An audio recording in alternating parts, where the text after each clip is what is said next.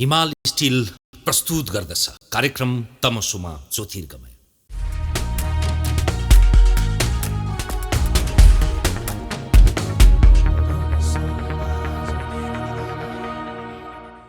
दर्शकबिन नमस्कार, कार्यक्रम तमसुमा ज्योतिर्गमयमा यहाँलाई हार्दिक स्वागत छ।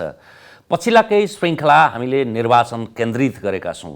त्यो वाञ्छनीय पनि छ, किनभने हामी राजनीतिबाट कहिले पनि अलग हुन सक्दैनौँ र त्योभन्दा अलग हुन सक्ने प्रयत्न पनि गर्नु हुँदैन।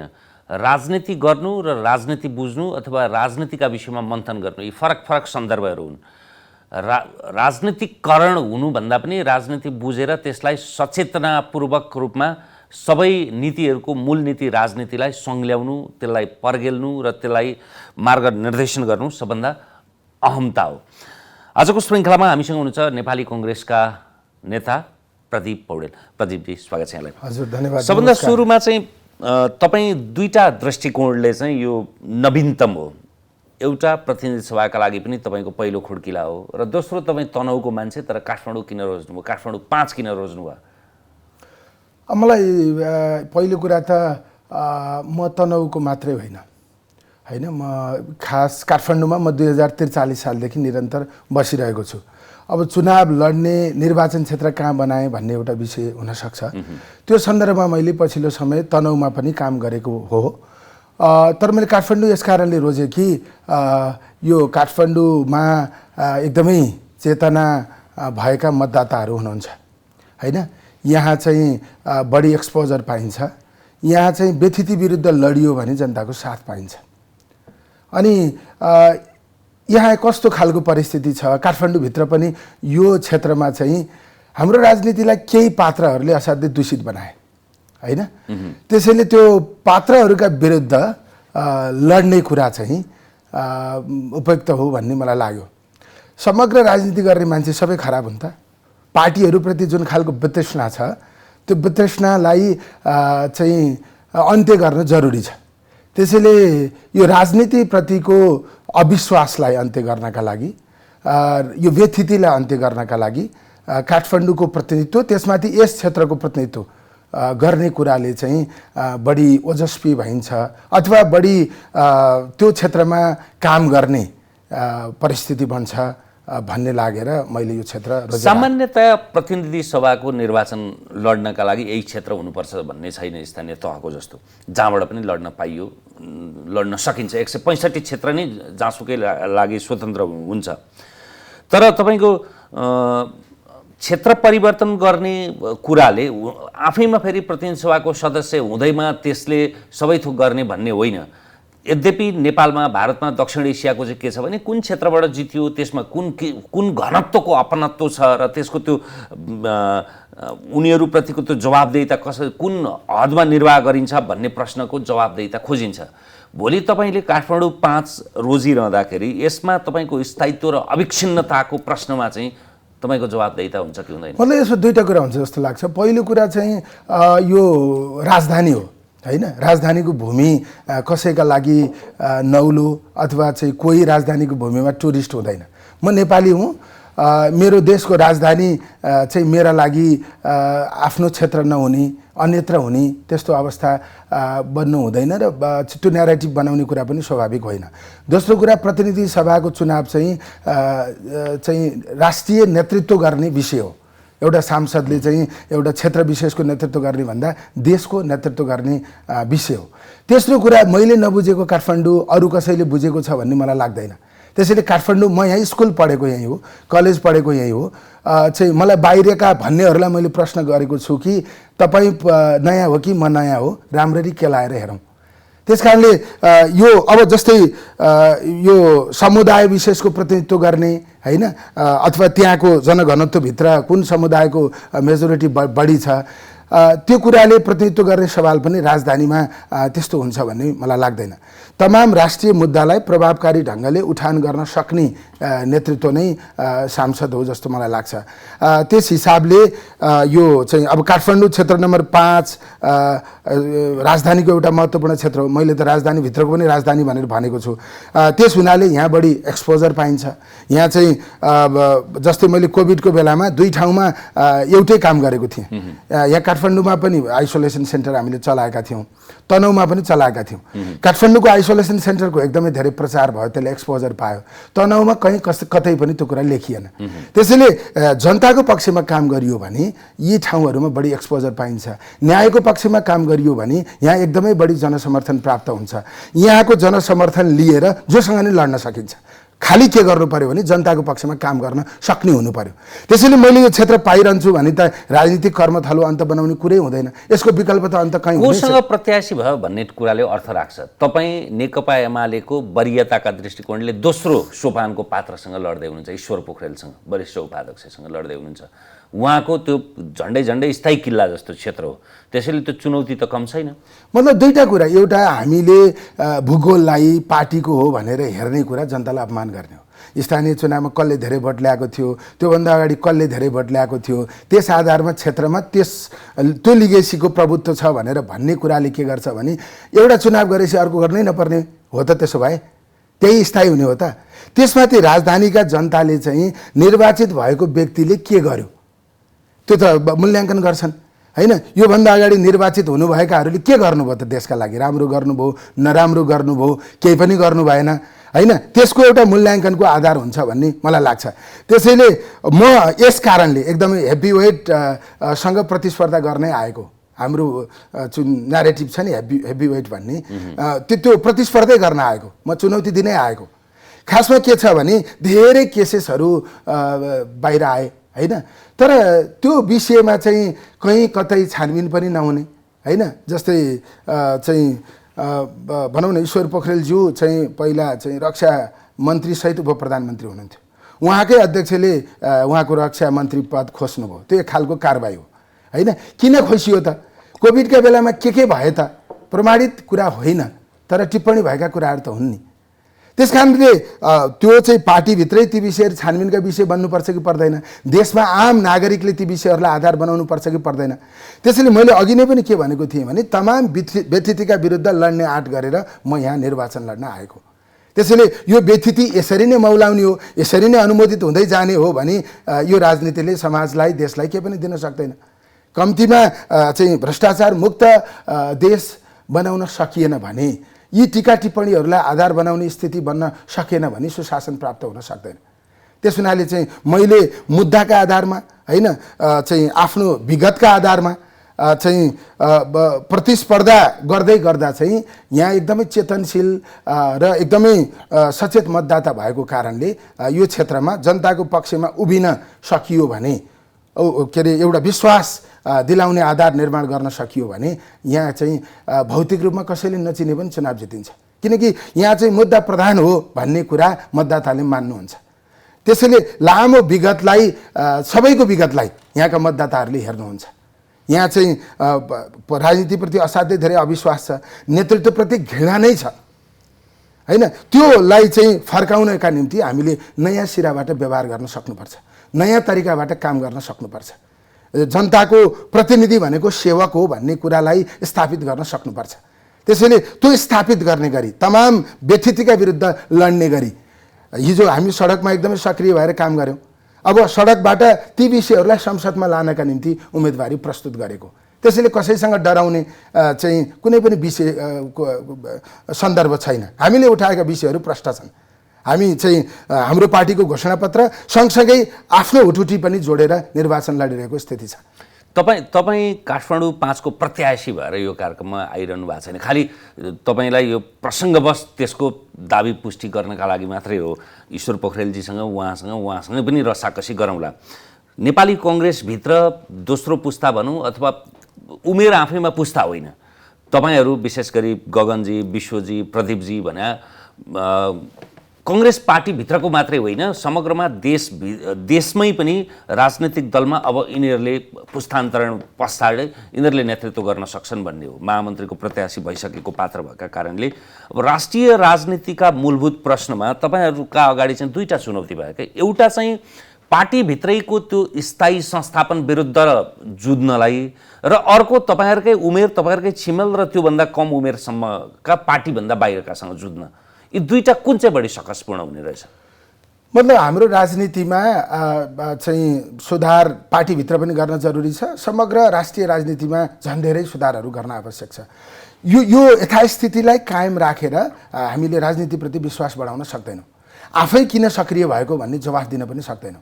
त्यसैले पहिलो कुरा त विश्वास बढाउनका निम्ति हामीले चाहिँ राजनीति जनताको एजेन्डासँग जोड्न जरुरी छ। परम्परागत ढङ्गले परम्परागत वादहरूलाई प्रस्तुत गरेर राजनीतिले समाजलाई छुन सक्दैन। त्यसैले समाजलाई छुने गरी अगाडि बढ्नका निम्ति पहिलो कुरा चाहिँ सुशासन हो। हामीले पार्टीभित्र पनि सुशासन कायम गर्न सक्नुपर्छ, देशमा पनि सुशासन कायम गर्न सक्नुपर्छ। अप्ठ्यारो पार्टीभित्र लड्न पनि छ, देशमा लड्न पनि छ। त्यसैले यो कुरा जसले खुट्टा नकमाइकन आँट गर्न सक्छ, कसैसँग नडराइकन जसले आफूलाई प्रस्तुत गर्न सक्छ, त्यसले मात्रै गर्न सक्छ। अब यसमा मेरो विश्वास दिलाउने आधार के हो भने हामी त पार्टीभित्र पनि वैकल्पिक राजनीतिको वकालत गरिरहेका मान्छेहरू हौँ, फरक ढङ्गबाट जानुपर्छ भनेर भनिरहेका मान्छेहरू हौँ। त्यसैले चाहिँ यसको हामीसँग त एउटा लामो विगत छ। सार्वजनिक जिम्मेवारी प्राप्त गर्न सकिएन होला, अब उमेर कति छ त्यो एउटा विषय होला, तर यो अभियानमा हामी धेरै सानै हुँदादेखि लागेको। त्यसैले त्यो लाग्दादेखि आजसम्मको निरन्तरतामा हामीले यी विषयहरू कति उठाएका छौँ त, अनि राष्ट्रिय राजनीतिका तमाम व्यतिथिहरूलाई हामीले प्रहार गर्न सकेका छौँ कि छैनौँ त, अथवा हामी सुधारको पक्षमा सच्याउने पक्षमा छौँ कि छैनौँ भन्ने कुरा चाहिँ हाम्रो विगतलाई हेरेर पनि बुझिन्छ। त्यसकारण हाम्रो हुटिटी नै त्यही हो, पार्टीलाई पनि सच्याउने, पार्टीका सम्पूर्ण एजेन्डाहरूलाई जनताका स्वार्थसँग जोड्ने, हाम्रो प्राथमिकता के हो त्यो निर्धारण गर्ने, अनि त्यसलाई राष्ट्रिय विषय बनाएर देशको नेतृत्व गर्ने।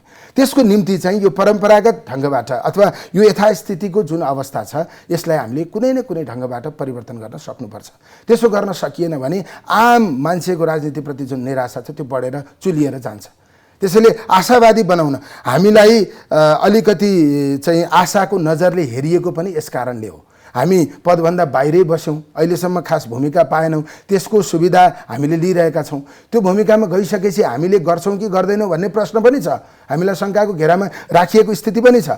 तर चाहिँ हाम्रो कमिटमेन्ट के हो भने त्यहाँ गएर चाहिँ यसलाई समग्र रूपमा सुधार गर्ने, सडकमा हामीले जे कुरा भन्यौँ त्यो कुरालाई संसदमा लाने, राज्य संरचना परिवर्तन गर्नका निम्ति आफ्नो उपस्थिति चाहिँ सशक्त बनाउने, त्यो उद्देश्यका साथ हामी अगाडि बढिरहेको स्थिति हो। यो सन्दर्भमा हामी पार्टी पनि सच्याउँछौँ, देशका तमाम व्यतिथि विरुद्ध चोटिलो ढङ्गबाट प्रहार गरेर यी सम्पूर्ण व्यतिथि अन्त्य गर्ने गरी हामी सक्रिय हुन्छौँ।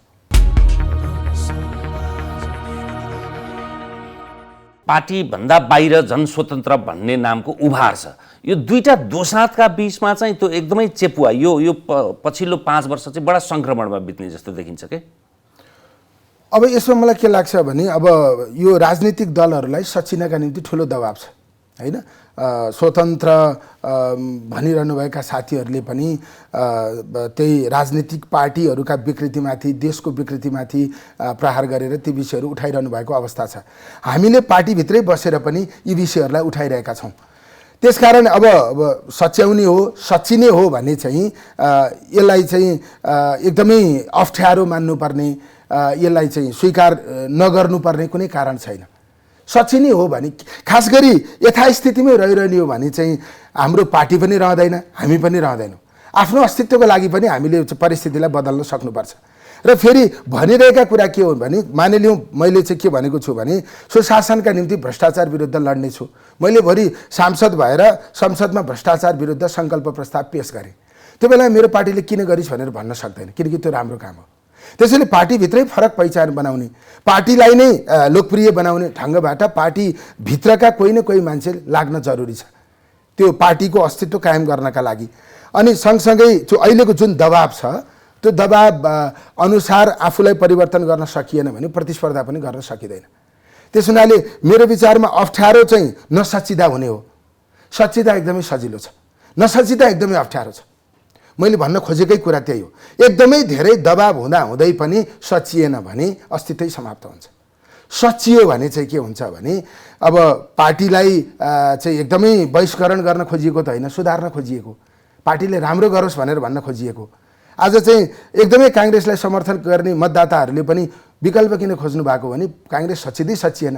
काङ्ग्रेस सचिएर आयो भने त उहाँहरूले विकल्पै खोज्नुहुन्न नि, पहिलो रोजाइ नै काङ्ग्रेस हो नि। त्यसैले काङ्ग्रेस सचिनुपर्छ भनेर भनिएको। काङ्ग्रेस सचिँदै गर्दा देश सचिन्छ, तमाम व्यतिथिहरू अन्त्य हुन्छन्, सुशासन कायम हुन्छ।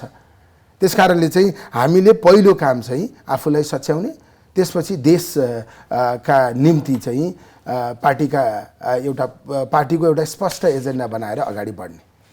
नेपाली कङ्ग्रेसको हकको कुरा गर्ने हो भने कङ्ग्रेस र एमाले यो दुईटा 48 सालदेखि नै कहिले ऊ अगाडि कहिले ऊ अगाडि मत परिणामका दृष्टिकोणले भन्ने हो भने पनि 1-2% भन्दा तलमाथि छैन। यिनीहरू कहिले एउटा 1 नम्बरमा हुन्छ, कहिले अर्को 1 नम्बरमा हुन्छ। तर पहिलोपटक हुनसक्छ कङ्ग्रेसले 2016 सालदेखिको इतिहासको निरन्तरता हेर्ने हो भने 83 स्थानमा नेपाली कङ्ग्रेस उम्मेदवार बिहिन्छ 165 मध्ये। गठबन्धनका नाममा जसरी पनि हाम्रो एकत्व होस् भन्ने तर्कभन्दा बढी त त्यसलाई पुष्टि गर्ने अरू आधार त देखिँदैन। मतलब यसमा चाहिँ अब पहिले गठबन्धनको पक्षमा थिएँ या थिइनँ भन्ने कुरामा जानु आज उपयुक्त हुँदैन। हामीले संस्थागत निर्णय तर मान्छेले त अविच्छिन्न उत्तराधिकार अथवा आफ्नो अभिव्यक्तिको कसीमा त हेर्छ मान्छेले। त्यसको जिम्मेवारी हामीले लिनुपर्छ, किनभने हामीले यसलाई संस्थागत निर्णय गरेर अगाडि बढिसक्यौँ। सबभन्दा राम्रो चाहिँ नगरिकन लडेको भए हुन्थ्यो, हैन? अब त्यसमा चाहिँ हामीले त्यो बाटोभन्दा गठबन्धन गरेर अगाडि जाने कुरा, पार्टीगत निर्णय गरेर हामी आयौँ। अहिले पनि कुरा के हो भने हामीले चाहिँ एक्लै गर्ने कुराभन्दा मिलेर गर्ने कुरालाई चाहिँ स्वाभाविक हुन्छ, सहज हुन्छ। हामीले देशको संविधानलाई, सुशासन दिने प्रक्रियालाई अनि स्थिरताको बाटोतिर देशलाई लानका निम्ति हामीले यो गठबन्धन गरेका हौँ भनेर हामीले पुष्टि गर्न सक्नुपर्छ। यो संविधान मान्ने पक्षधरहरू बिचमा गठबन्धन गरेर अगाडि जाँदै गर्दा चाहिँ व्यवस्था फेरियो, तर अवस्था फेरिएन। हामीले अवस्था परिवर्तन गर्नका निम्ति, व्यवहार परिवर्तन गर्नका निम्ति, राज्यका संयन्त्रहरूलाई नागरिकको सहयोगी बनाउनका निम्ति हामीले यो गठबन्धन गरेर अगाडि बढेको भन्ने कुरा हामीले भन्न सक्नुपर्छ। त्यस निम्ति हामीले निर्वाचनभन्दा अगाडि नै हाम्रा साझा एजेन्डाहरू निर्माण गर्न सक्नुपर्थ्यो। त्यसमा पनि त्रुटि भयो। अब हामीले निर्वाचन पछाडि गठबन्धनकै सरकार बनायौँ। त्यो बेलामा गणित मात्रै मिलाएर सरकार बनाउने हो कि हाम्रा खास कमिटमेन्टहरू हुन्छन्? के गर्नका निम्ति हामी मिलेको? प्रधानमन्त्री किन हुने हो? मन्त्री किन हुने हो? हाम्रो एउटा फेरिस्ट आउनु पर्यो नि। हामीले स्थिरता कसरी दिने हो? हामीले चाहिँ यो चाहिँ समृद्धिको आधार कसरी तय गर्ने हो? तमाम यो व्यथितिलाई अन्त्य गरेर सुशासन कसरी दिने हो? त्यसैले एउटा वैचारिकीको जगमा उभिएर हामीले चाहिँ गठबन्धनको यो प्रक्रियालाई अगाडि लान सक्नुपर्छ। यो जनताको पक्षका जनताको हितको निम्ति थियो। यो गठबन्धन हामीले जनताका निम्ति गरेका हौँ, देशका तमाम व्यथिति अन्त्य गर्नका निम्ति गरेका हौँ भनेर हामीले पुष्टि गर्न सक्नुपर्छ। अब यो सधैँ गठबन्धन गरेर चुनाव हुने कुरा त होइन। त्यसैले भोलि कङ्ग्रेसको नेतृत्वमा सरकार बन्यो भने त्यो सरकारले एकदमै लोकप्रिय काम गरेर हामीले चाहिँ अर्को पटक एक्लै चुनाव लडेर जित्ने स्थिति बनाउन सक्नुपर्छ। अब यसमा के कुरा आउन सक्छ भने विचारगत पक्षबाटै अन्तर्विरोध भएका पार्टीहरू मिलेर बनाइएको गठबन्धन भन्ने कुरा आउन सक्छ। अब नेपालको संविधान मान्नेहरू बिचमा वैचारिक अन्तर्विरोध छ भन्ने मलाई लाग्दैन, हैन? अब त्यो चाहिँ विशेष गरी कम्युनिस्ट पार्टीहरूले आफूलाई लोकतान्त्रिक प्रक्रियामा लगेको स्थिति छ। अब त्यो कुरा रणनीतिक विषय हो भने एउटा कुरा हुनसक्छ, तर नेपालको संविधानलाई इमान्दारीपूर्वक मानिएको अवस्था हो भने त्यसमा वैचारिक अन्तर्विरोध छ। यो त तर्क त जे पनि दिन सक्यो। संविधान मान्ने पक्ष भनौँ, विपक्ष भनौँ, जे भनौँ, जसले जस्तो गठबन्धन बनाउन सक्छ त्यसले त्यही बनाउने हो कि चुनावमा। एमाले न त तपाईँको राप्रपा र जसपालाई एक ठाउँमा राखेर अझ कमल थापालाई सूर्य चिन्हमा उठाउँदाको पुष्टि कसरी गर्छ त्यो उसको प्रश्न हो। तपाईँहरू पनि तपाईँको लोसपादेखि लिएर एकीकृत समाजदेखि लिएर माओवादीदेखि लिएर तपाईँहरूसम्म एक ठाउँमा आउनुका पछाडि त्यो भन्नलाई, तर्कलाई जेसुकै भन्न सकियो त्यो चाहिँ चुनावी तालमेलभन्दा बढी अरू के पनि होइन। किनभने घोषणापत्रदेखि लिएर, उद्देश्यदेखि लिएर, नीतिदेखि लिएर, सिद्धान्तदेखि लिएर कुनै पनि कुरा कहीँ पनि तालमेल हुँदैन कि। मतलब यो चाहिँ यो संस्कृति जुन ढङ्गबाट विकसित भयो यसले चाहिँ आम मतदातालाई बहु छनौटको सुविधा त पक्कै पनि दिएको छैन, हैन? अब त्यो चाहिँ मैले अघि नै भने नि सबभन्दा राम्रो के हुन्थ्यो? एक्लै लड्दा हुन्थ्यो, हैन? अब त्यसमा चाहिँ 74 सालमा जुन खालको गठबन्धनको संस्कृति विकसित भयो त्यसले चाहिँ दलहरूलाई तर्सित बनायो, हैन? कङ्ग्रेसले गठबन्धन गर्थेन भने अरूको गठबन्धन हुने स्थिति भयो, हैन? कङ्ग्रेस विरुद्ध अर्को गठबन्धन हुने अवस्था भयो। जे होस् स्वार्थ सत्तासँगै गएर जोडिएको छ, हैन? तर अब त्यो स्वार्थ त्यसरी जोडिँदै पनि हामीले सत्तालाई कसरी लोकप्रिय बनाउन सक्छौँ, हैन? हामीले चाहिँ सत्तामा बसेर जनताको पक्षमा कसरी काम गर्न सक्छौँ? त्यसो गर्न सकियो भने यो तमाम प्रश्नको उत्तर आउन सक्ने स्थिति। कस्तो काम गर्ने भन्ने त अहिले 1-1.5 वर्षमा देखिएको छ नि। तपाईँ आफैमा पनि यसको आलोचक हो, आलोचक हुनु पनि पर्छ एउटा सचेत मान्छेले, पार्टीभित्रको होस् कि बाहिरको होस्। अहिले जे गरिरहेछ देउबा नेतृत्वको सरकारले जे गरिरहेको छ त्यसप्रति तपाईँ पनि यसको त आलोचकै हो नि, होइन?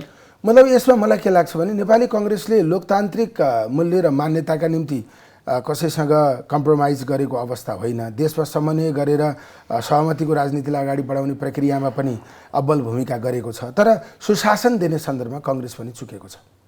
त्यो कुरा म स्वीकार गर्छु। हामीले सच्याउनु पर्ने विषय नै त्यही हो। त्यसैले सुशासन अहिले आम नागरिकको चाहना हो। खास गरी नागरिकले धेरै ठुलो कुरा खोजेको अवस्था होइन। नागरिकले के भनिरहेको बुझ्छु भने अब क्षमता भएका मान्छेहरूले प्रतिस्पर्धाको आधारमा अवसर प्राप्त गर्नु पर्यो, हैन? कर तिरेका कारणले गाडी हुनेहरू राम्रो बाटो अथवा सडकमा गाडी चढाउन पाउनु पर्यो, शुद्ध खानेपानी प्राप्त गर्नु पर्यो, हैन? ढल व्यवस्थित हुनु पर्यो, हैन? यो चाहिँ पर्यावरणीय हिसाबबाट चाहिँ त्यो मानव लाई अनुकूल हुने पर्यावरण मैत्री चाहिँ वातावरण चाहिँ निर्माण हुनु पर्यो, फोहोरहरू हुनु भएन। म आम नागरिकले खोजेको एकदमै ठुलो विषय यो हो भन्ने मलाई लाग्दैन। आफ्ना कामहरू कानुनले, नियमले, निर्देशिकाले दिएका अधिकारहरू भित्र चाहिँ आफ्ना कामहरू फटाफट हुनु पर्यो। त्यसको निम्ति कसैलाई भन्न पर्ने स्थिति हुनु भएन। नागरिकले यति कुरा मात्रै खोजिरहँदा राज्यले यो कुरा दिन सक्दैन भने त्यो सुशासन भएको महसुस गर्न सकिँदैन। त्यसैले यो सन्दर्भमा हामी धेरै चुकेका छौँ। कर तिर्ने नागरिकहरूलाई हामीले चाहिँ एकदमै धेरै बेमानी गरेको स्थिति छ। त्यसैले त्यो अवस्थाको अन्त्य गर्नका निम्ति अब महामारीमा हामीले के गर्यौँ? जनता असाध्यै ठुलो सङ्कटमा भएको बेलामा हामीले चाहिँ महामारीमै पनि लुट्न खोजेको सन्देश, टीका टिप्पणी बाहिर जाने स्थिति समेत बन्यो। त्यसैले यी सन्दर्भमा हामीले चाहिँ आफूलाई सच्याउन जरुरी छ, व्यवस्थित ढङ्गबाट अगाडि जान जरुरी छ। यी व्यथितिका विरुद्ध चोटिलो प्रहार गर्न आवश्यक छ भन्ने मलाई लाग्छ। त्यसैले हामीले चाहिँ सुशासनको सवालमा एउटा प्रष्ट दृष्टिकोण, कमिटमेन्ट ल्याउन आवश्यक छ जस्तो मलाई लाग्छ। कांग्रेस चाहिँ कस्तो भयो भने बरु आलोचना होस् अथवा नहोस् तर नेतृत्व भनेको नेतृत्व हो भनेर माओवादीमा पनि देखिन्छ, एकीकृत समाजवादीमा पनि देखिन्छ, एमालेमा त झन् बढी देखिन्छ। तर कांग्रेसभित्र चाहिँ नेतृत्व के हो? न त्यो मुखरपन देखिन्छ, न त्यो नेतृत्व र न गगनभेदीपन देखिन्छ। पार्टीको पनि नेतृत्व गराएको छ, सरकारको पनि नेतृत्व गराएको छ, तर कहाँ हराछ के? त्यो रुमल्लिएका बिचमा तपाईँहरू जस्ता नेता कार्यकर्ताहरूले कसरी कांग्रेसको चाहिँ मियोलाई अगाडि बढाउने त? मतलब हामीले सत्ताको नेतृत्व गर्ने अवसर पनि थुप्रै पटक पायौँ, होइन? त्यसमा चाहिँ मैले अघि नै पनि स्वीकार गरेँ, सुशासनको सवालमा हामी पटक पटक चुकेको स्थिति पनि छ। त्यसैले हामीले चाहिँ के गर्नुपर्छ भने सरकारमा जाँदा हामीले एउटा स्पष्ट चाहिँ त्यो फेयरिस्ट प्रस्तुत गर्न सक्नुपर्छ। त्यसका प्रति हाम्रो पूर्ण कमिटमेन्ट हुनुपर्छ। हामीले सुशासन कसरी दिने हो, हैन? त्यसमा हामीले प्रष्ट दृष्टिकोण हामीले ल्याउन सक्नुपर्छ।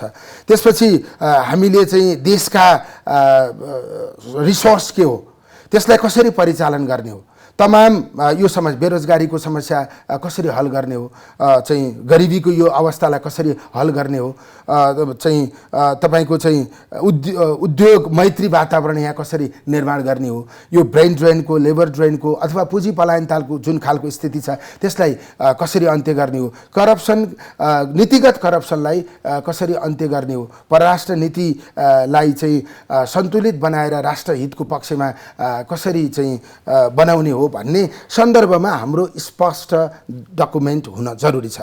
डकुमेन्ट मात्रै बनाएर हुँदैन, त्यसमा हाम्रो पूर्ण कमिटमेन्ट हुन जरुरी छ। प्रधानमन्त्री जो बन्नुहुन्छ उहाँलाई हाम्रो पार्टीको दृष्टिकोण यो हो, यसलाई तपाईँले हुबहु लागू गर्नुपर्छ। किनकि प्रधानमन्त्री कोही हुनुभयो भने त्यो पार्टीको प्रधानमन्त्री हो। प्रधानमन्त्री भएर राम्रो काम भएन भने पार्टी अब त पार्टीको प्रधानमन्त्री भएन, तपाईँहरूको गठबन्धनको प्रधानमन्त्री हुन्छ। अनि एजेन्डा कसको? न हाँसको चाल न कुखुराको चाल। होइन, हामीले प्रधानमन्त्री पाउँदा त गठबन्धनको नेतृत्व गर्ने प्रधानमन्त्री पनि को हुने भनेर त पार्टीले नै तय गर्नुपर्छ नि। हाम्रो आफ्नो विधि छ, त्यो विधिले चाहिँ संसदीय दलको नेता छनौट गर्छ। त्यही नेता नै गठबन्धनको नेतृत्व गर्न पाउने अवस्थामा प्रधानमन्त्री हुन्छ। त्यसकारण हामी राज्य सत्ता सञ्चालन गर्ने सन्दर्भमा कति धेरै असाध्यै सहनै नसक्ने कामहरू भयो, चित्तै नबुझाउने कामहरू भयो। तपाईँको चाहिँ अब सन्दर्भ कता जोडिन्छ, मैले खालि बुझिने ढङ्गबाट के भन्न खोजेको हो भने कोभिडको बेलामा राज्यले के गर्यो, होइन? भूकम्पको बेलामा राज्यले के गर्यो? तपाईँको चाहिँ दरबार सङ्ग्रहालय अथवा दरबारको सम्पत्ति, जो वीरेन्द्रको सम्पत्ति नेपाल ट्रस्टमा लगेर के गरियो? हामी आज लिच्छवी कालको शिलालेख खोज्दैछौँ, होइन, मल्लकालको शिलालेख खोज्दैछौँ। ठिक छ, गणतन्त्र ल्यायौँ, तर त्यो राजतन्त्र त्यो बेलाको इतिहास होइन, त्यसलाई संरक्षण गर्न जरुरी छैन। दरबारभित्रै होटल खोलिदिने, स्वीकृति दिने। त्यसैले यो सबै कसले गर्यो? त्यसकारण चाहिँ यो तमाम व्यथितिका विरुद्ध चोटिलो प्रहार गर्ने र यो सुधारहरू गर्ने सन्दर्भ चाहिँ आजको मुख्य विषय हो। त्यो चाहिँ मेरै पार्टीको नेतृत्वले गरोस्, होइन, अथवा चाहिँ अरू कसैले गरोस्, त्यसलाई चाहिँ यो यत्रो धेरै लामो इतिहास बोकेको राजनीतिक दल छ। यो राजनीतिक दलभित्र यत्रो लामो चाहिँ सफर गरेका नेताहरू छन्, होइन, यो चाहिँ लाखौँ चाहिँ कार्यकर्ताहरू छन्। ती सबले यी कुराहरू देखिरहने, तर त्यसका विरुद्ध चाहिँ कोही पनि नलड्ने हो त? यसरी नै चलिरहने हो त? त्यसकारण चाहिँ पहिलो कुरा ममाथि नै सोझिने प्रश्न के हुन्छ भने पहिला तिमी आफ्नो पार्टीलाई सच्याऊ। त्यो सच्याउने सन्दर्भमा हाम्रा त्रुटिहरू भयो होलान्, धारिलो भएर त्यसका विरुद्ध आवाज उठाउन नसकिएका कतिपय परिस्थितिहरू पनि हुन सक्छन्। तर अब त्यो सन्दर्भमा हामी आफैले पनि महसुस गरेर यो सबै विषयलाई सच्याएर अगाडि जानुपर्छ। सक्रिय राजनीतिमा भएकै तपाईँको 2 दशकभन्दा बढी भइसक्यो। नेपालको मूलभूत समस्या चाहिँ के हो?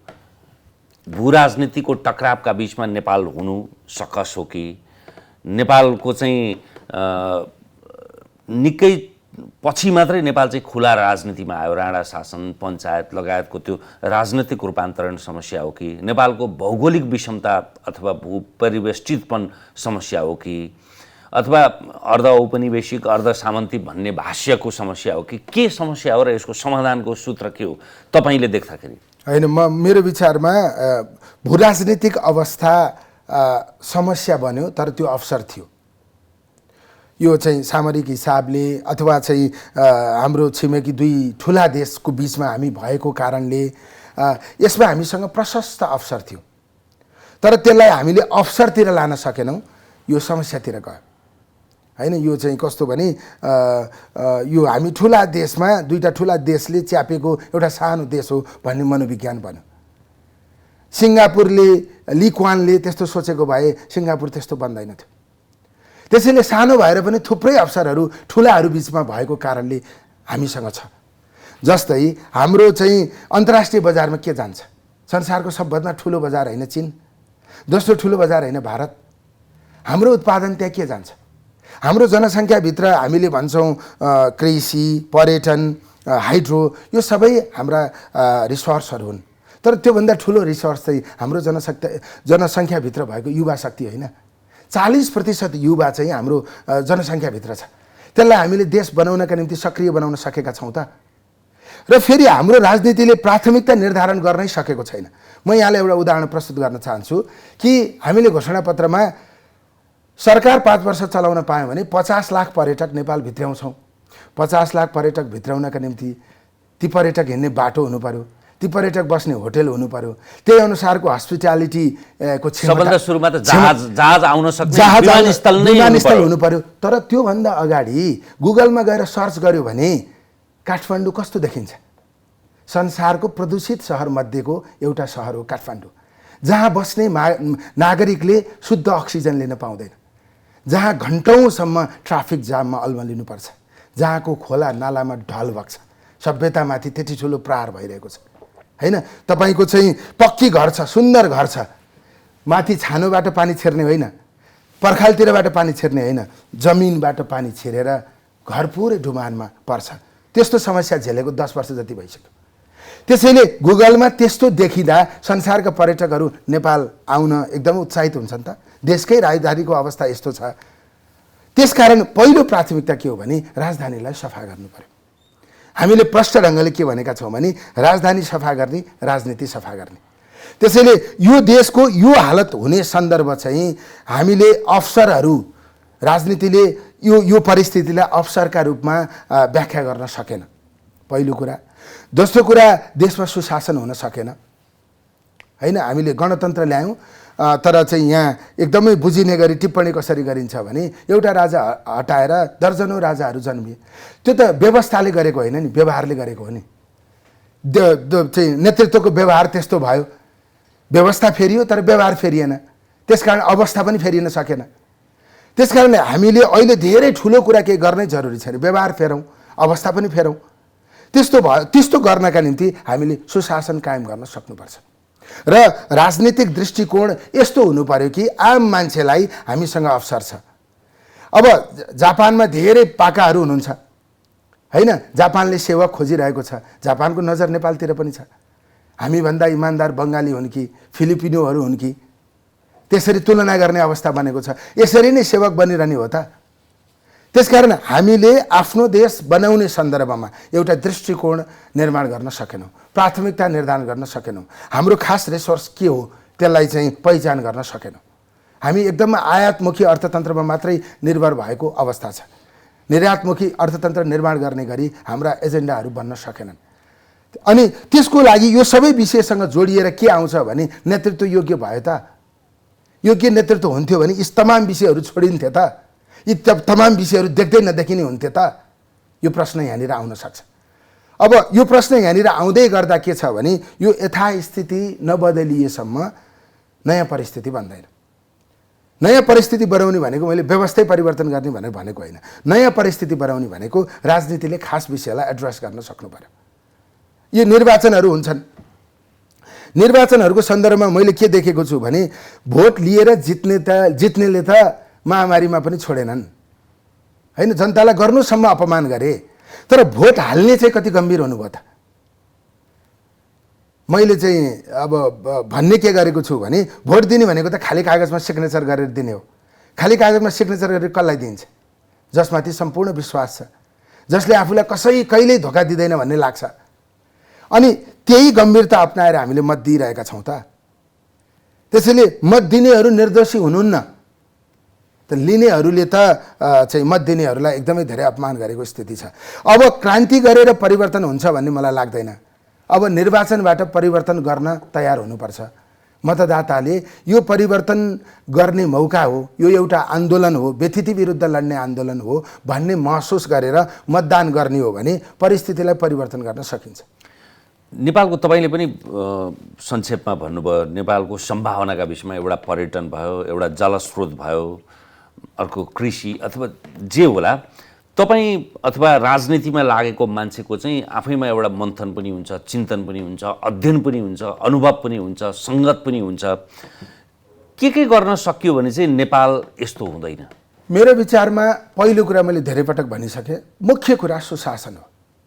सुशासन कायम हुन सकेन भने सिस्टम पद्धति बन्दैन, पद्धति बसेन भने एकदमै ठुलो निराशा हुन्छ, कसैलाई पनि यहाँ बस्न मन लाग्दैन।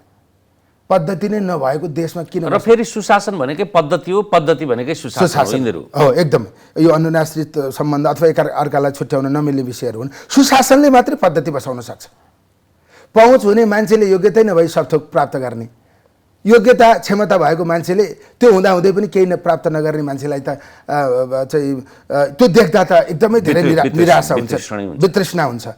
अनि अर्को कुरा के हो भने प्रतिभा पलायन हुने स्थितिले देश बन्दैन। क्षमतावान मान्छेहरू चाहिँ देशमा नबस्ने, अन्त जाने, राज्यले राख्न नसक्ने।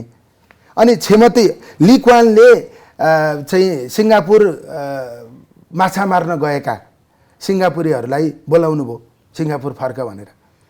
अनि उहाँले के भन्नुभयो भने तिमीले जति तलब पाएका छौ त्यसको डबल तलब हामी दिन्छौँ भनेर भन्नुभयो। उहाँको तर्क के थियो भने माछा मार्ने सिपै नजानेको मान्छेलाई चाहिँ माछा मार्न लगायो भने त्यसले थोरै माछा मार्छ, माछा मार्ने सिप जानेको मान्छेलाई माछा मार्न लगायो भने त्यसले एकदमै धेरै माछा मार्छ, अझ आफ्नो देशभित्र।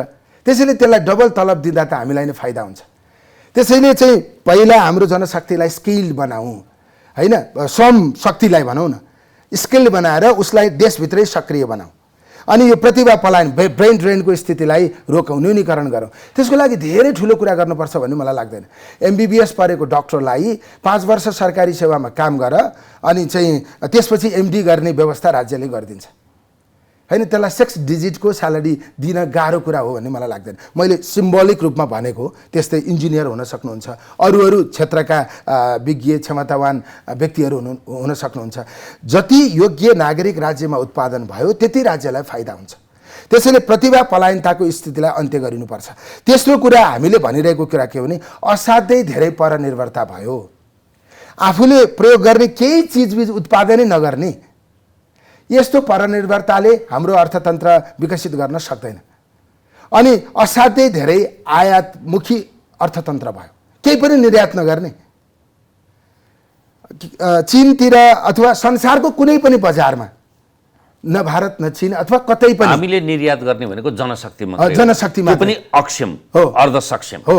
त्यसकारण जनशक्ति निर्यात गर्ने, अरू उत्पादन केही पनि निर्यात नगर्ने, यसले हाम्रो यात्रा पनि श्रीलङ्कातिरकै हुन्छ। अब यो सबै कुरालाई राजनीतिले मुद्दा बनाउन सकेन। अब हेर्नुहोस्, क्लाइमेट चेन्जको विषयमा कोही पनि खासै बोलेको छैन। यो प्रकृति हाम्रो पुस्ताका लागि मात्रै हो। छोराछोरीलाई घर जमिन एकदमै मेहनत गरेर कसिएर जसरी भए पनि जोड दिने अनि वातावरण जोगाइदिनु पर्दैन। त्यसैले क्लाइमेट चेन्जका बारेमा कोही बोलिरहेकै छैन। वातावरण जोगाउने सन्दर्भमा हाम्रो स्पष्ट नीति बनिरहेकै छैन। त्यसैले राजनीतिले आजको खास विषयलाई सम्बोधन गर्न सकेन। खास देशको स्रोत के हो, त्यसलाई कसरी परिचालन गर्ने हो अनि त्यसका निम्ति पूर्वाधार विकास कसरी गर्ने हो। अब रोजगारी सृजना गर्न त उत्पादनमूलक उद्योगहरू बनायो भने मात्र नै सम्भव हुन्छ। अनि उत्पादन मैत्री वातावरण यहाँबाट पुँजी पलायन किन भएको छ? अन्तर्राष्ट्रिय पुँजी नेपालभित्र किन प्रवेश गर्न सक्दैन? कति धेरै प्रशासनिक उल्झनहरू छन्। त्यसलाई हामीले राम्ररी छलफल गरेर त्यो उल्झनलाई हटाउन सकिँदैन होला र? संसदका समितिहरूमा छलफल गरेर त्यसलाई व्यवस्थित ढङ्गले कानुन बनाउने गरी अगाडि बढाउन सकिँदैन होला र? त्यसैले अब यी कुराहरू पनि सुशासनसँगै जोडिएका हुन्छन्।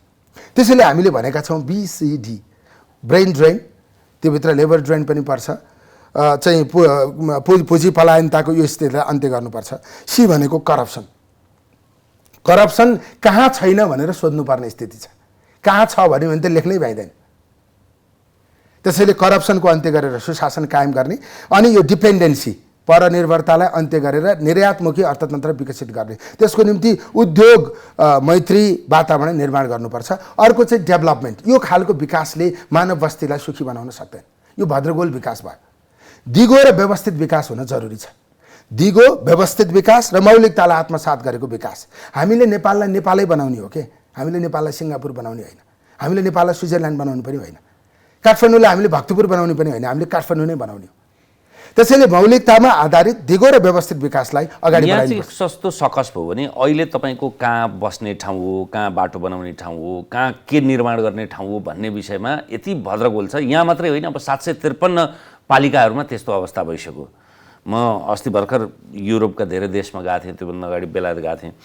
त्यहाँ के देखिन्छ भने तपाईँले बाहिरको एउटा मात्रै संरचना परिवर्तन गर्नु पर्यो भने पनि सरकारी निकायसँग स्वीकृति लिनुपर्छ। संरचना बनाउनु त परको कुरा, भइरहेको दशकौँ पुरानो, शताब्दीौँ पुरानो भवनको समेत एउटा बाहिरको झ्याल फेर्नु पर्यो अथवा अगाडिको बगैँचा फेर्नु पर्यो भने समेत पूर्व स्वीकृति लिनुपर्छ। तर हामी कहाँ बाटो बनाउने ठाउँ हो, कहाँ खेती गर्ने ठाउँ हो, कहाँ ढल निकासको ठाउँ हो, के पनि छैन। अव्यवस्थाको पराकाष्ठा छ।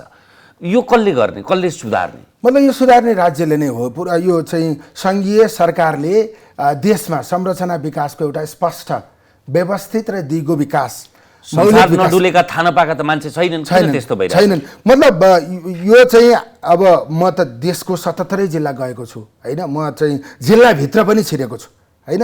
अब म चाहिँ धेरै डुल्ने, धेरै ठाउँहरूमा जाने मान्छे म भित्र पर्छु भन्ने लाग्छ। अब त्यो अनुभवले मलाई के देखाएको छ भने एकदमै धेरै भद्रगोल छ। सुधार गर्न धेरै काम, धेरै बाँकी छ। त्यसैले अब त्यो व्यवस्थित विकासको प्रक्रियालाई मैले अगाडि बढाएर हुँदैन। तर मैले भनेको हामीले प्रयास गरेको पोलिसी निर्माण गर्ने सन्दर्भमा, पूर्वाधार विकासको एउटा स्पष्ट खाका निर्माण गर्ने सन्दर्भमा चाहिँ त्यो टेक्निकल काम चाहिँ हाम्रोमा भएको छैन होइन। त्यसको निम्ति चाहिँ हामीले छलफल गरेर विज्ञहरूलाई राखेर यो पूर्वाधार विकासको प्रक्रियालाई कसरी अगाडि बढाउने होइन, त्यो दिगो र व्यवस्थित कसरी हुन सक्छ। कस्तोसम्म देखियो भने घरको छतमा बिजुलीको नाङ्गो तार जोडिएको छ। त्यो छतमा चाहिँ त्यो नाङ्गो तार बच्चाले गएर समात्यो भने के हुन्छ? पानीमा ढल मिसिएको छ। त्यस्ता समाचारहरू थुप्रै आएको स्थिति छ। अहिले मैले चाहिँ खोलामा चाहिँ ढल बगिरहेको छ भन्ने कुरा त अघि नै पनि मैले गरेँ। एकदमै चाहिँ व्यथितिको पराकाष्ठ भएको जस्तो देखिन्छ। अझ काठमाडौँ त बाहिरबाट हेर्दा चाहिँ धेरै कुरूप रहेनछ, भित्रभित्रै गयो भने त काठमाडौँमा झन् धेरै समस्या रहेछ। त्यसैले चाहिँ मत माग्न जाँदा घरमा पुग्ने बाटै छैन, ढल एकदमै धेरै अव्यवस्थित छ, खाने पानी नभएका प्रशस्त ठाउँहरू रहेछन्। अहिले त कस्तो छ भने काठमाडौँमा चाहिँ तपाईँको त्यो ट्युबवेल राखिन्छ नि, 100 फिट खन्दा पनि पानी आउँदैन, आयो भने पनि एकदमै धमिलो पानी आउँछ। अब चाहिँ सरकारको नीति एक घर एक धारा छ, काठमाडौँमै लागू भएको स्थिति छैन। त्यसैले अब विकासले मौलिकता आत्मसात गर्न नसक्दा के भएको छ भने पानीको लेभल घटेर भित्र गएको छ। पहिला ढुङ्गा सिमेन्टसित जोडिँदैन थियो, त्यसैले ढुङ्गाको चाहिँ त्यो कापबाट पानीभित्र छिर्थ्यो। अहिले त सबैतिर सिमेन्टले जोडियो। त्यसैले मौलिकता आत्मसात नगरेको अव्यवस्थित विकासले चाहिँ भद्रगोल भएको छ। त्यस निम्ति हामीले एउटा स्पष्ट दृष्टिकोण बनाउन सक्नुपर्छ। अब राजनीतिमा प्रतिस्पर्धा हुने आधार नै यिनै हुन् भन्ने मलाई लाग्छ। को अग्लो छ, को होचो छ, कसको रङ कस्तो छ, कुन पार्टीको हो भन्ने आधारमा प्रतिस्पर्धा हुनु हुँदैन। राजनीतिमा जो आउँछ त्यो व्यक्तिले त पुरा जीवन त्यसमा समर्पित गरे हुन्छ। राजनीतिले आफैमा सेवा पनि भनिन्छ, निष्ठा पनि भनिन्छ। त्यो छ कि छैन त्यो अर्को प्रश्न हो। तपाईँको उपस्थिति चाहिँ किन राजनीतिमा? अब मैले भोट माग्न जाँदा 100 जनालाई नमस्कार गर्दा 20 जनाले फर्काउनुहुन्छ। उम्मेदवार हुँ भनेर भन्यो भने मुन्टो बटारेर अर्कैतिर हिँड्नुहुन्छ। अब मैले लामो व्याख्या गरेर मसँग किन रिसाउनुहुन्छ, मैले के गल्ती गरेको छु र भनेर भन्ने मैले मौका पनि प्राप्त गर्दिनँ। त्यसैले केही पात्रहरूले राजनीतिलाई असाध्यै धेरै अविश्वासिलो बनाउनु भयो। राजनीतिक कार्यकर्ता जसले जीवनमा केही प्राप्त गरेको छैन, समाजकै निम्ति ऊ समर्पित भएर लागेको छ, उसले चाहिँ पार्टीले राम्रो गरिदियोस्, पार्टीले देशको नेतृत्व गरिदियोस्, पार्टीले धेरै सुधारहरू गरिदियोस् भन्ने मात्रै चाहन्छ। तर उसकै पार्टीको नेतृत्वका कारणले त्यो भइरहेको स्थिति छैन। त्यसैले ममा एक खालको हुटुटी यहाँ आएर चुनाव लडिसकेपछि अझ किन बढ्यो भने मैले राम्रो गरेँ भने यहाँका सचेत जनताले मलाई साथ दिनुहुन्छ, मिडियाले मलाई साथ दिन्छ। त्यसैले म एक्लो हुने छैन। तमाम व्यथितिका विरुद्ध लड्ने वातावरण यहाँ आएपछि हुँदो रहेछ। मैले मेरा कुरा सुनाउन पाएँ भने मैले चुनाव नजित्ने कुरै हुँदैन, अत्याधिक मतले जित्ने स्थिति हुन्छ। तर मैले विषय बुझाउन सक्नु पर्यो, किनभने यहाँ पब्लिकले खोजेको विषय हामीले उठाइरहेका छौँ। अनि त्यो विषय उठान गरेर अगाडि बढ्दै गर्दा पोलिटिकल मान्छेलाई दुईटा अप्सन छ अहिले। अब हामी जस्तो राजनीतिक पार्टीमा लाग्ने मान्छेलाई एउटा परिस्थिति जस्तो छ, आफू त्यस्तै भइदिने होइन, आफ्नो निर्वाह गर्ने, अझ विकृत भइदिने, अर्को कुरा के हो भने यो सबै विकृति विरुद्ध लड्ने विषय चाहिँ अवसर हो भनेर धारिलो ढङ्गले लड्ने। मैले रोजेको दोस्रो विषय धारिलो ढङ्गले लड्ने, संसदमा गएर सबैले सुन्ने गरी गर्जिने, सबै व्यथितका विरुद्ध चोटिलो प्रहार गर्ने। त्यस्तो गर्न सकियो भने लोकप्रिय पनि भइन्छ, जनताको विश्वासिलो पनि भइन्छ, जनताको मनमा बस्न पनि सकिन्छ। गाह्रो छ, सजिलो छ मैले भनेको होइन, नसकिने अवस्था चाहिँ होइन। नसकिने यसकारण होइन कि सबैको साथ पाइन्छ। यो चाहिँ अहिलेको चुनावको कुरा भयो। समग्रमा तपाईँको राजनीतिमा आगमन चाहिँ विद्यार्थी राजनीतिदेखि नै? अनि पहिलो कुरा त यो चुनावमा मत आकर्षित गर्न भनेको भन्ने ढङ्गबाट बुझिने अवस्था पनि छ होइन। किनकि हामी चुनावमा जान्छौँ, सबै कुरा हुन्छ भन्छौँ होइन, अनि त्यसपछि तपाईँको घोषणापत्र पनि मोटै बनाउँछौँ। तर निर्वाचन सकिएपछि जनतासँग भेट्ने अर्को निर्वाचनमा मात्रै हुने स्थिति पनि। अझ काङ्ग्रेसले त घोषणापत्रका लागि कक्कललाई प्रयोग गरो होइन, त्यो त विज्ञलाई प्रयोग गर्ने, आफूसँग कन्टेन्ट छैन भने अरूसँग लिने कुरालाई चाहिँ स्वाभाविक मान्नुपर्छ जस्तो मलाई लाग्छ। त्यसकारण तर पार्टीभित्र यी विषयहरूका बारेमा निरन्तर बहस हुने, पार्टीले चाहिँ निर्वाचनमा मात्र होइन अगाडि नै डकुमेन्ट बनाउने भनेको विषयहरूमा स्पष्ट हुन जरुरी छ। त्यसको निम्ति चाहिँ हामीले सबैको सहयोग लिने, नयाँ विषयहरू के हुन सक्छन्, उपयुक्त विषयहरू के हुन सक्छन् भन्ने बारेमा छलफल हुने कुराहरू स्वाभाविक हो भन्ने मलाई लाग्छ। अब म नै राजनीतिमा प्रवेश गरेको विषय चाहिँ के हो भने अब यो अलिक व्यवहारिक ढङ्गबाट भन्दा चाहिँ अब मेरो बुवा काङ्ग्रेसको एकदम एक्टिभिस्ट हो, पञ्चायतमा मेरो बुवा धेरै लड्नु भएको। अब मेरो घर चाहिँ सधैँ काङ्ग्रेसको मिटिङ हुन्थ्यो, काङ्ग्रेसका नेताहरू सबै खाना खान मेरो घर आउनुहुन्थ्यो। मेरो काङ्ग्रेसका बाहेक कसैसँग भेटै हुन्थेन। पञ्चहरू बदमास हुन्, यो मेरो बाबुलाई दुःख दिए, मेरो घर आउनेहरूलाई दुःख दिए, त्यस्तो लाग्थ्यो। मलाई पनि लडु लाग्थ्यो। अब त्यहीँबाट एउटा राजनीतिक सेन्स बढेर गयो।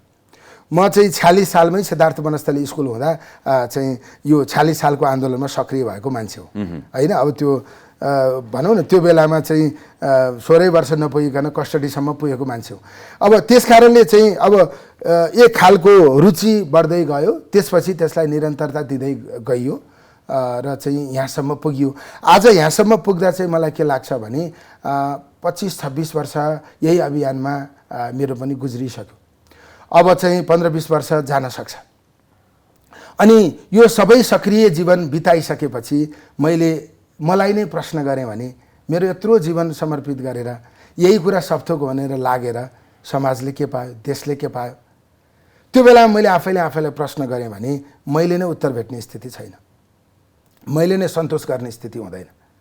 त्यस हुनाले चाहिँ अलि फरक ढङ्गबाट नेतृत्व गर्ने, यहीँभित्र रहने, तर विषयहरू फरक ढङ्गबाट उठाउने, व्यथितका विरुद्ध लड्ने, त्यसले चाहिँ जीवनलाई पनि सार्थक बनाउँछ, आफ्नो उपस्थिति पनि एउटा प्रभावकारी हुनसक्छ र चाहिँ भनौँ न आफ्नो महत्त्वकाङ्क्षा जे हो, अरू 2-3टा चुनाव लड्ने महत्त्वकाङ्क्षा होला, पाएसम्म कार्यकारी प्रमुखै हुने हुटुटी होला हैन, त्यो महत्त्वकाङ्क्षा प्राप्तिका निम्ति पनि चाहिँ वातावरण बन्छ भन्ने मलाई लाग्छ। अन्त्यमा अब तपाईँ आफैमा फेरि काठमाडौँ 5 को प्रत्याशी पनि हो, तपाईँ त्यसका लागि अल्प नौलो हो। तपाईँले बुझ्दाखेरि काठमाडौँ 5 का जनताका मूलभूत समस्या के रहेछन् र त्यसको समाधानका लागि योजनाबद्ध रूपमा तपाईँका आधारहरू के छन्? पहिलो कुरा त म काठमाडौँ 5 मा विगत 20 वर्षदेखि बसिरहेको छु। मैले त्यसैले अल्प नौलो हैन। अनि त्यसपछि त्योभन्दा अगाडि 20 वर्ष मैले सामाकोसीमा 15-16 वर्ष मैले त्यहाँ बिताएको। त्यसैले यो भूगोल मेरो लागि एकदम 51 सालमा कांग्रेसको उम्मेदवार प्रकाशमान सिंह हुनुहुन्थ्यो, मैले उहाँको प्रचार गरेर भाषण गरेर हिँडेको। तर म के ढाड्दिनँ भने चुनावै लड्ने गरी एकदमै भित्रभित्रै छिरेर मैले तयारी गरेको अवस्था चाहिँ होइन। अब अहिले चुनाव लड्न आइसकेपछि छोटो समय भएर चाहिँ मलाई चाहिँ एकदमै गाह्रो पनि भइरहेको छ। अब मैले त्यहाँ देखेको विषय के हो भने 7 किलोमिटर बाटो पिच नभएर चुनावी मुद्दा बनिरहेको छ। त्यो गर्न नसकिने विषय हो त? मेरो विचारमा गर्न नचाहेको विषय हो हैन। तपाईँको चाहिँ अब त्यहाँभित्र चाहिँ तपाईँको मुहान पोखरी भन्ने छ, त्यहाँ धेरै सार्वजनिक जग्गा छ, त्यहाँ माथि मूल छ पानीको। त्यो मुहान पोखरीमा 5-6 वटा 1.5 करोड लिटरका पानी ट्याङ्कीहरू बनाउन सकिन्छ। त्यो पानी ट्याङ्कीको पानी चाहिँ त्यहाँभन्दा तल कहाँसम्म पुग्छ ल्याउन सकिन्छ। तर थुप्रै बस्ती, एउटा चाहिँ मेलम्चीको ट्याङ्की छ 1.5 करोड लिटरको ट्याङ्की, त्यो ट्याङ्कीमा 1.5 करोड लिटर पानी छ, तर त्यो बस्ती मुनि चाहिँ के अरे त्यो ट्याङ्की मुनिको बस्तीमा पानी नै छैन, कुनै घरमा धारो छैन। त्यसकारण खानेपानीको पनि समस्या छ। तपाईँको ढलमा चाहिँ कस्तो देखियो भने ढल अव्यवस्थित भएको कारणले पानी परेपछि घरभित्र ढल छेर्ने स्थिति छ।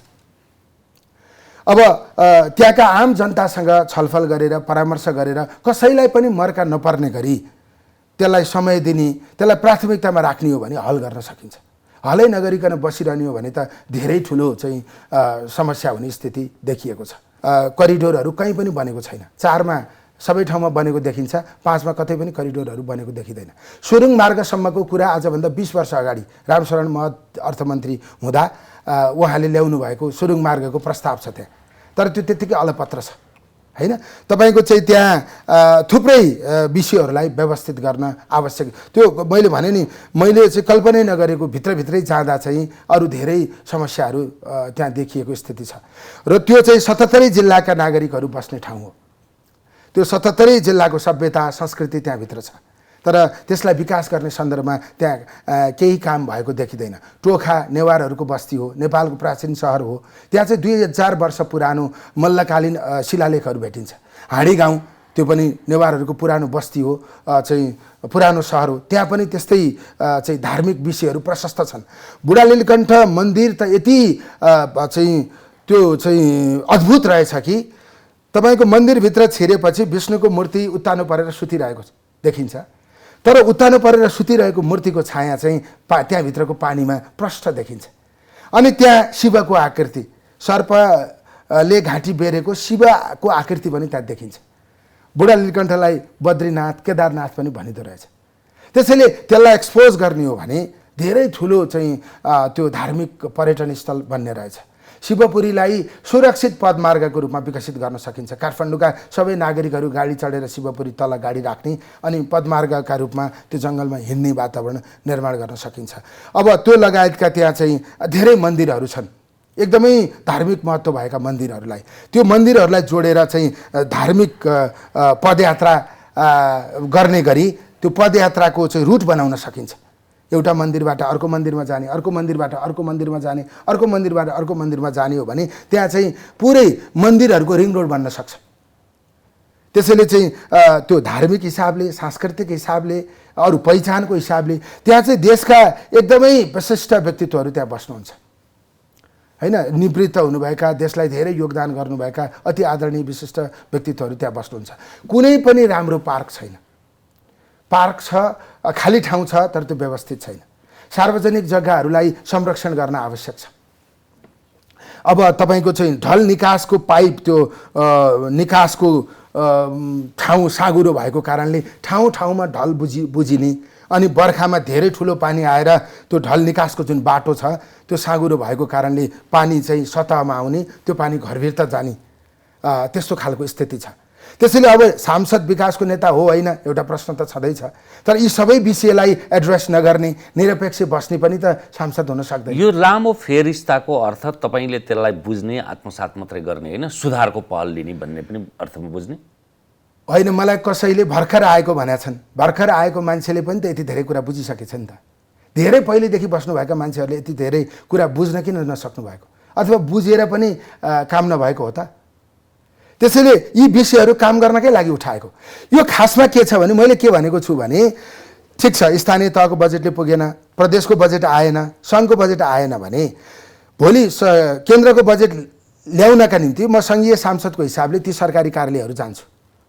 म मात्रै गएर पुगेन भने सारा सरकारवाला आम नागरिकलाई बोकेर म त्यहाँ जान्छु। दबाब सिर्जना गरेर काम नभएसम्म निरन्तर दबाब दिइरहन्छु।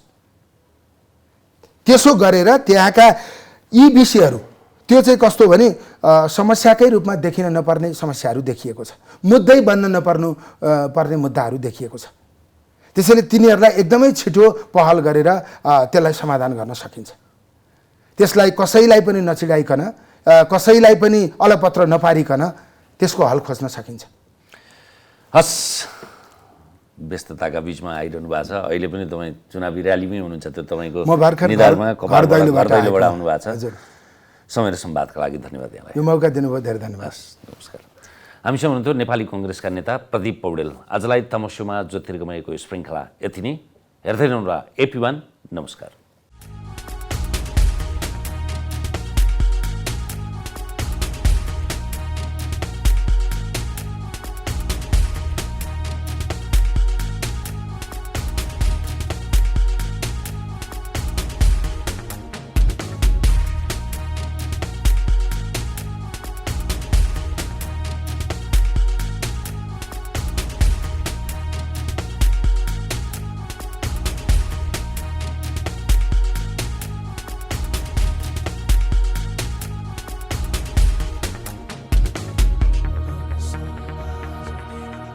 हिमाल स्टिल प्रस्तुत गर्दछ कार्यक्रम तमसुमा ज्योतिर्गमय।